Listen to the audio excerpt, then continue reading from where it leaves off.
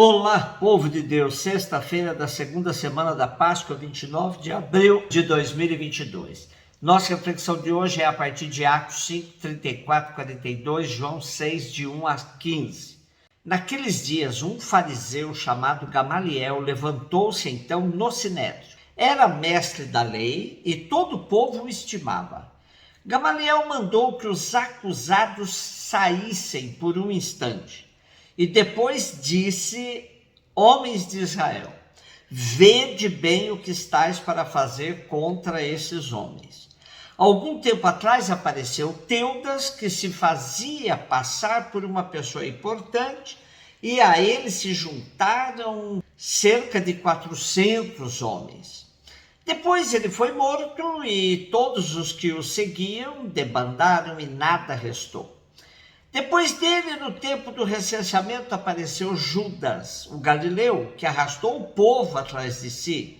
Contudo, também ele morreu e todos os seus seguidores se dispersaram. Quanto ao que está acontecendo agora, dou-vos um conselho. Não vos preocupeis com esses homens e deixai-os ir embora. Porque se este projeto ou esta atividade é de origem humana, será destruído. Mas se vem de Deus, vós não conseguireis eliminá-los. Cuidado para não vos pordes contra Deus. E os membros do sinédrio aceitaram o parecer de Gamaliel. Chamaram então os apóstolos, mandaram açoitá-los, proibiram que eles falassem em nome de Jesus e depois os soltaram. Os apóstolos saíram do conselho muito contentes por terem sido considerados dignos de injúrias por causa do nome de Jesus. E cada dia no templo e pelas casas não cessavam de ensinar e anunciar o evangelho de Jesus Cristo. Como diz José Comblan, o discurso de Gamaliel está no centro desta perícope. E provavelmente todo o documento do capítulo 1 a 5 é dirigido para esse discurso. Com efeito, Gamaliel propõe reconhecer no cristianismo a presença de Deus. Gamaliel reconhece a derrota, exorta o sinédrio a reconhecê-la também. Este movimento é de Deus, nada pode pará-lo. As autoridades de Israel não se convertem, mas no fim devem reconhecer que não podem impedir a marcha do evangelho.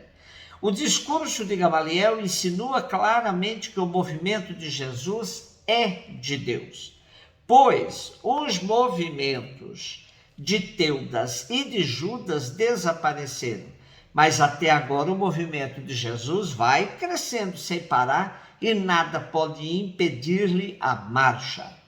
O seu progresso ininterrupto é o sinal claro de que Deus está com ele.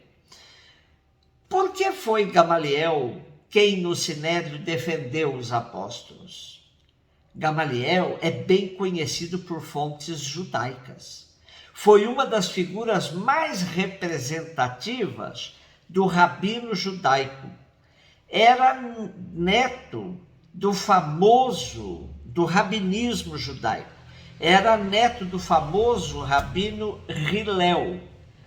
Como ele era de uma tendência liberal, tolerante na aplicação da lei e aberta às diversas interpretações. Contra as interpretações rígidas, apelava para a soberania de Deus, que governa o mundo sem ter que seguir o rigor das leis. Apelava para a liberdade de Deus para defender a liberdade das pessoas. Era oposto a qualquer fanatismo religioso e fez oposição aos zelotes. Não pode ser que Lucas tenha inventado toda a história de Gamaliel. Houve um fundo histórico. Os cristãos invocavam frequentemente a atitude mais aberta de Gamaliel. A opinião de Gamaliel deve impressionar muitos judeus de todas as regiões. Assim circulava a máxima: o que é de Deus permanece. João 6, de 1 a 15. Jesus foi para o outro lado do mar da Galileia, também chamado de Tiberíades. Uma grande multidão o seguia porque via os sinais que ele operava a favor dos doentes.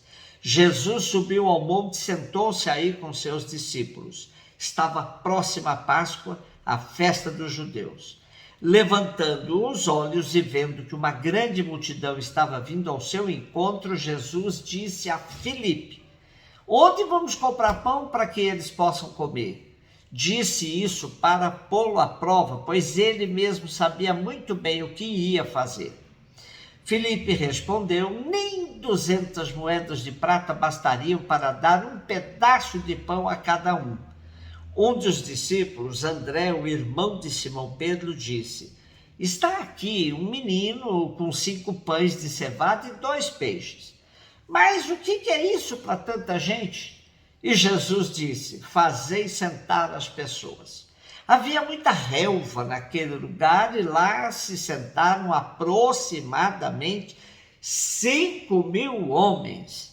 Jesus tomou os pães, deu graças, distribuiu-os aos que estavam sentados, tanto quanto queriam, e fez o mesmo com os peixes. Quando todos ficaram satisfeitos, Jesus disse aos discípulos: recolhei os pedaços que sobraram para que nada se perca. Recolheram os pedaços e encheram 12 cestos com a sobra dos 5 pães, deixadas pelos que haviam comido. Vendo o sinal que Jesus tinha realizado, aqueles homens exclamavam: este é verdadeiramente o profeta, aquele que devia vir ao mundo. Mas quando notou que estavam querendo levá-lo para proclamá-lo rei, Jesus retirou-se de novo, sozinho, para o monte. Temos hoje o sinal dos pães. Continuamos seguindo a reflexão de Johann Konings. Jesus se encontra à beira do lago da Galileia, ou de Genezaré, ou de Tiberíades. Atravessa o lago, muita gente vai atrás dele por ter visto as curas que realiza. Jesus, entretanto, toma consigo os discípulos e sobe a região montanhosa que ladeia o lago. Para despertar nossa percepção do simbolismo, o evangelista lembra que é na época da Páscoa, que é a comemoração do êxodo de Israel do Egito. Quando Deus alimentou o povo no deserto, nessa época, Jesus passa o olhar sobre a multidão e pergunta ao discípulo Filipe: de onde vamos adquirir pão para que essa gente possa comer? Jesus sabe o que quer. Em João, a pergunta de onde sempre evoca uma origem misteriosa, algo que vem de Deus. Mas Filipe pensa em termos deste mundo e conclui, por um rápido cálculo, que 200 denários não bastam para que cada um receba um bocadinho. Um outro discípulo, André, observa que está ali um rapazinho com 5 pães de cevada e 2 peixinhos. O evangelista menciona o moço e os pães de cevada para lembrar o profeta Eliseu. A merenda do rapaz, evidentemente, não basta. Estão diante de um impasse. Humanamente falando, não há de onde conseguir alimento para tanta gente. Jesus entra em ação, manda os discípulos acomodar 5.000 pessoas na grama, toma os pães, deu graças e distribuiu-os, e fez o mesmo com os peixes. Claro que essa cena nos remete à Eucaristia dos primeiros cristãos. No princípio, os peixes lembravam a ceia do ressuscitado. O que eles recolhem depois de todos ficarem saciados, 12 cestos, nos lembram as 12 tribos de Israel e os 12 apóstolos, o novo povo de Deus da nova aliança. O povo ainda não entende o sinal, identifica Jesus com um profeta e queriam proclamá-lo rei. Estão todos fascinados pela abundância de pães, peixes, mas a proposta de Jesus não se resume aos bens materiais, vai mais além. Por isso ele se retira sozinho para o monte. Assim, Jesus ensina os seus discípulos que não devem se deixar levar pelo sucesso fácil. Jesus sempre agiu em sentido contrário à ostentação. Seus seguidores deverão sempre recusar aclamações e glórias por suas ações.